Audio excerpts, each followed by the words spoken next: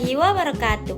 Halo teman-teman, perkenalkan nama saya Wafik Azizarfa dari kelas pendidikan biologi ICP. Nah, pada kali ini saya akan menjelaskan tentang materi Pteridophyta. Apa sih Pteridophyta itu? Pteridophyta adalah suatu divisi tumbuhan yang memiliki sistem pembuluh sejati, yaitu kormus. Artinya tubuhnya terdapat dibedakan dari antara akar, batang maupun daun. Tetapi tidak menghasilkan biji untuk reproduksinya, tapi dia bereproduksi secara spora. Disebut juga sebagai tumbuhan vaskular atau Tracheophyta karena memiliki pembuluh angkut. Pteridophyta juga itu adalah tumbuhan paku-pakuan.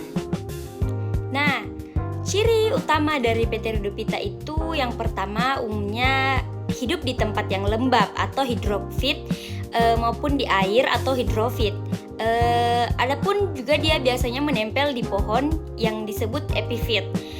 Kemudian kedua, struktur tubuhnya dapat dibedakan antara akar, batang, dan daun. Pada daun muda itu bentuknya itu menggulung atau bisa disebut cincinnate. Kemudian yang ketiga ada siklus hidupnya mengalami pergiliran keturunan atau bisa dikatakan metagenesis dengan fase sporofit sebagai fase dominannya. Struktur tubuh Pteridophyta, akarnya itu berupa serabut yang dilindungi oleh kalipera. Kemudian pada batangnya itu biasanya berupa rimpang atau yang dikatakan rizoma yang berada di bawah tanah. Kemudian daunnya itu berdasarkan ukuran ada mikrofil, ada makrofil yang dimana mikrofil itu kecil dan makrofil itu besar.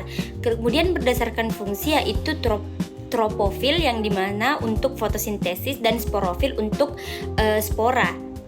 Alat reproduksi Pteridophyta itu pada daunnya, pada bagian bawah daun itu ada sporofil yang dimana terdapat kumpulan kotak-kotak spora yang disebut zorus.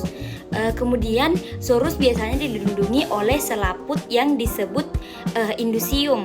Kemudian di dalam zorus terdapat sporagium, kotak-kotak spora yang akan pecah melalui mekanisme sel anulus untuk melepaskan spora.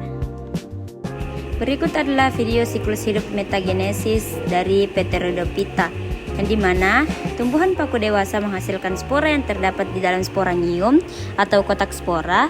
Kemudian sporangium biasanya berkumpul membentuk sorus yang berada di bagian bawah daun paku. Ketika spora sudah matang, sporangium akan pecah sehingga spora keluar dan tersebar oleh angin.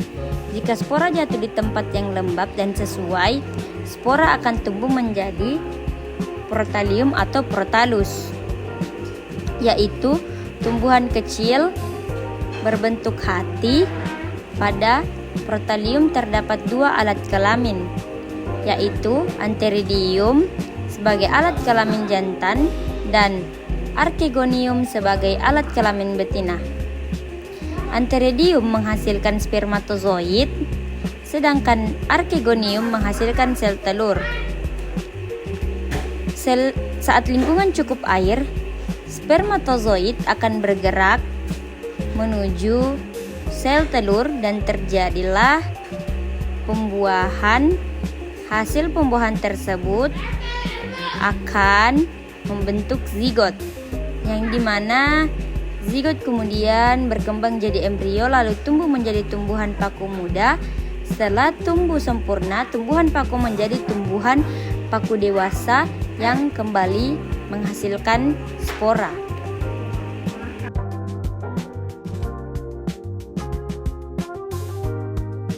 Berikut adalah klasifikasi Pteridophyta.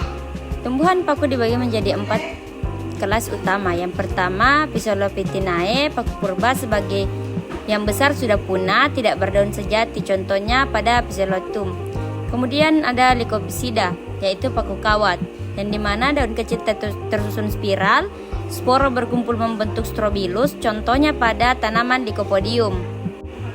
Yang ketiga ada Sphenopsida, yaitu paku ekor kuda yang dimana batang beruas dan keras karena mengandung silika, contohnya pada Equisetum. Kemudian yang terakhir ada Pteropsida yang dimana yaitu paku sejati, jenis yang paling sering kita temui, daunnya lebar dan muda. dan mudah menggulung. Contohnya pada tanaman adiantum atau suplir.